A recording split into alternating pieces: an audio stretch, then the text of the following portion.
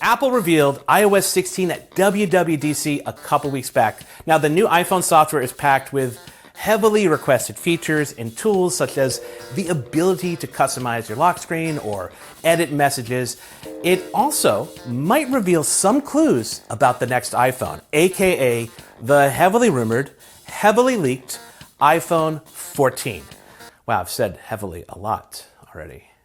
While Apple told us a lot about the new features coming to the current iPhone, it lacked any specific mention of what to expect from the iPhone 14.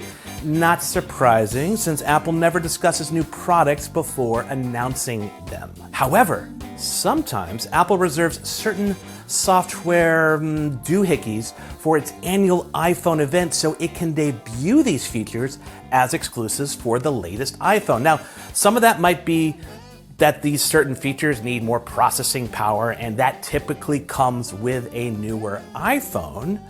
But for example, remember cinematic mode? Well, it was absent when Apple introduced iOS 15 at WWDC in 2021. And instead, it launched as an iPhone 13 feature last fall. Though, if you look closely, there were some subtle hints sprinkled in iOS 15, like portrait mode for FaceTime calls. So, therefore, i.e., it's easy to imagine Apple creating a portrait mode for video recording, which is essentially what cinematic mode is. And iOS 16 seems to be no different. Several features look like they offer us hints, previews, as it were, of what we might see on the next iPhone. And there is one clue that's actually buried in the code for iOS 16. Let's get into it.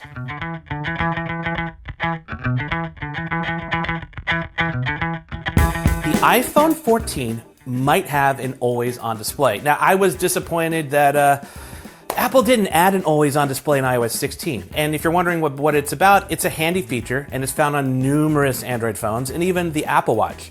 An always-on display is going to show you basic information like time and weather while your phone is asleep.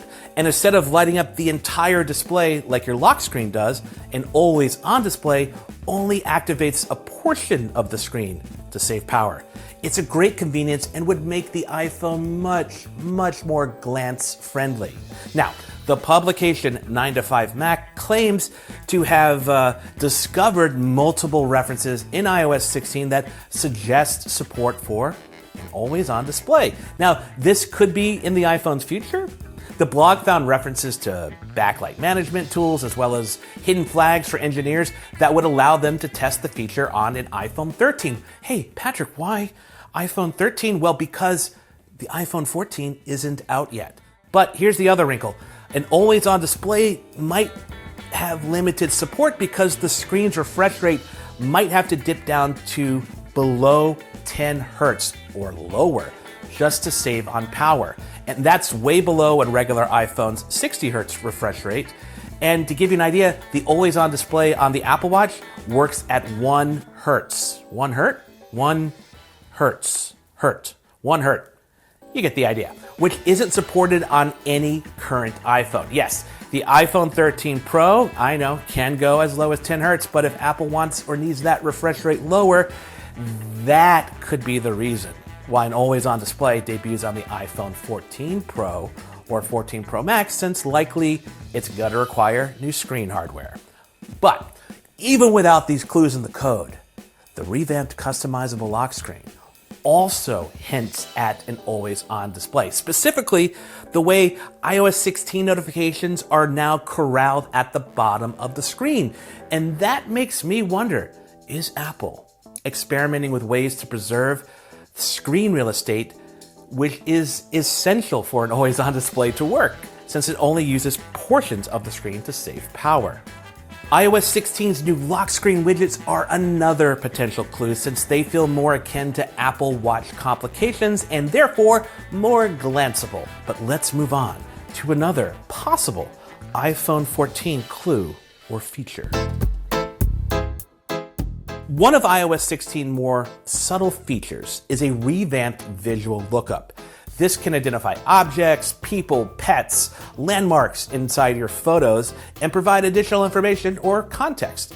Now, a nifty addition this year is the ability to tap on a photo to remove the background. You literally can tap and lift a foreground subject like a person or a dog away from the background of a photo, and then add this cutout to another app to share or make a collage. I could see cinematic mode getting a boost from the machine learning that powers this new visual lookup tap and lift tool. Now, the machine learning acceleration combined with likely a new A16 Bionic chip in the next iPhone could make cinematic mode videos look better. Subjects could be more reliably cut out and have backgrounds that are more consistently out of focus. And Apple could also use this separation technology to make cinematic mode more akin to portrait mode, meaning I could replace the background with a black color or place my subject against a white backdrop. And now, one more iPhone 14 clue.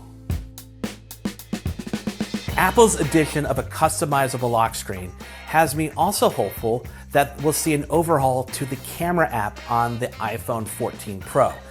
Now, there's, for the past couple years, been new professional features like ProRAW and ProRes video recording, and when you have these settings enabled, it makes the camera interface look a little cramped. Perhaps maybe there's a Pro mode that can be toggled on and off and also provides shortcuts to tweak camera settings as opposed to making me go into the settings app, scrolling all the way down to cameras and change them there.